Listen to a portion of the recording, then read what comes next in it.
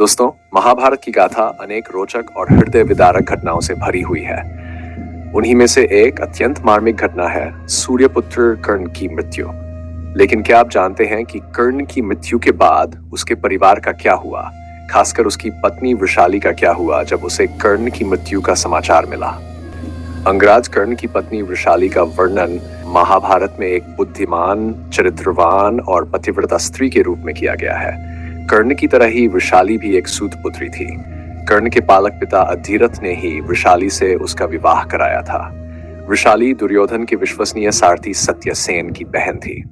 महाभारत में वृषाली का विस्तृत वर्णन नहीं मिलता, लेकिन जो कुछ उल्लेख मिलता है वह उसके तप, प्रेम और पतिव्रता धर्म की अद्भुत मिसाल प्रस्तुत करता है। ऐसा कहा जाता है कि वृषाली को पहले से ही द्रौपदी के चीरहरण की योजना की भनक लग गई थी। उसने शकुनी और दुर्योधन की मंशा को भांप लिया था और द्रौपदी का चीरहरण रोके जाने का भरपूर प्रयास किया, लेकिन होनी को कौन टाल सकता है। कर्ण की मृत्यु के बाद वृषाली के जीवन की इच्छा समाप्त हो गई थी। कहा जाता है कि वह कर्ण की चिता के साथ ही सती हो गई थी। जब उसे यह समाचार मिला कि कर्ण का अंतिम संस्कार किया जा रहा है तो वह युद्ध भूमि में पहुंची, और जब कर्ण की चिता को अग्नि दी गई तब वृषाली भी उसी में सम्मिलित होकर सती हो गई। महाभारत के युद्ध में कर्ण के 9 पुत्रों में से 8 वीरगति को प्राप्त हो गए थे। वृषसेन, वृषकेतु और सुषेण ये वृषाली से उत्पन्न पुत्र थे, जबकि चित्रसेन, सत्यसेन, शत्रुंजय, द्वीपदा, वनसेन और प्रसेन सुप्रिया नामक दूसरी पत्नी से उत्पन्न हुए थे।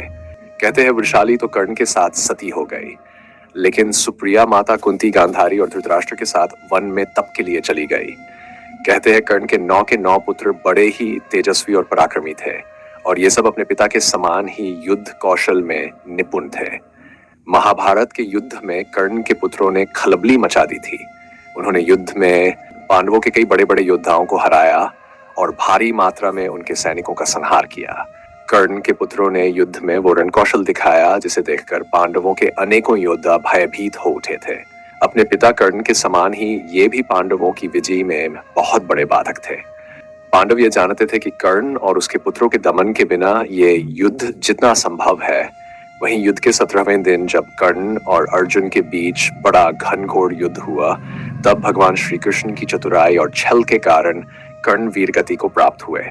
उसी दिन कर्ण के 8 पुत्र भी वीरगति को प्राप्त हो गए थे। प्रसेन की मृत्यु सात्विकी के हाथों हुई। वृषसेन, शत्रुंजय और द्वीपदा को अर्जुन ने मारा, वनसेन को भीम ने और चित्रसेन, सत्यसेन तथा सुषेण को नकुल ने मृत्यु को प्राप्त कराया। इस प्रकार केवल एक पुत्र वृषकेतु ही जीवित बचा। उसके माता पिता और सभी भाई युद्ध में मारे जा चुके थे। परंतु इतने दुखद प्रसंगों के बाद भी वृषकेतु ने अपने मन में पांडवों के प्रति कोई वैर भावना नहीं रखी। दरअसल वृषकेतु ने अपना अधिकांश जीवन अपनी माता वृषाली के साथ व्यतीत किया था, जिनके संस्कारों का उस पर गहरा प्रभाव पड़ा। वह धर्म और अधर्म का भली भांति ज्ञान रखता था, और उसे यह भी ज्ञात था कि किन परिस्थितियों में उसके पिता कर्ण ने कौरवों का साथ दिया था। महाभारत युद्ध के पश्चात जब पांडवों को यह ज्ञात हुआ कि कर्ण का एक पुत्र वृषकेतु अभी जीवित है, तो उन्होंने उसे अपने पास बुलवाया और स्नेहपूर्वक उसे अपनाया। अपने भाई कर्ण की स्मृति में पांडवों ने वृषकेतु को इंद्रप्रस्थ का राजा नियुक्त किया। वृषकेतु ने युधिष्ठिर की छत्रछाया में कई वर्षों तक राज्य किया और एक आदर्श राजा के रूप में प्रसिद्ध हुए। वह अपने पिता कर्ण के समान ही तेजस्वी था, पराक्रमी और युद्ध कला में निपुण योद्धा था। उसका शिक्षण कोई और नहीं बल्कि स्वयं अर्जुन ने किया था। अर्जुन ने उसे युद्ध कला, नीति और दिव्यास्त्रों का संपूर्ण ज्ञान प्रदान किया। कहा जाता है कि वृषकेतु ही एकमात्र ऐसा योद्धा था जिसे ब्रह्मास्त्र, वरुणास्त्र, अग्नेयास्त्र सहित अनेकों दिव्यास्त्रों का संपूर्ण ज्ञान था। उसके बाद फिर कोई ऐसा योद्धा नहीं जन्मा जो इन दिव्यास्त्रों के ज्ञान में पारंगत हो। तो दोस्तों, ये थी कर्ण की पत्नी वृषाली, उसके पुत्र वृषकेतु और उनके त्याग, प्रेम और वीरता से जुड़ी एक प्रेरणादायक और भावुक कर देने वाली कहानी। यदि आपको ये वीडियो पसंद आया हो तो इसे लाइक करें, अपने मित्रों और परिवार के साथ साझा करें, और यदि आप चैनल पर नए हैं तो कृपया सब्सक्राइब करना न भूलें। धन्यवाद। जय श्री कृष्ण।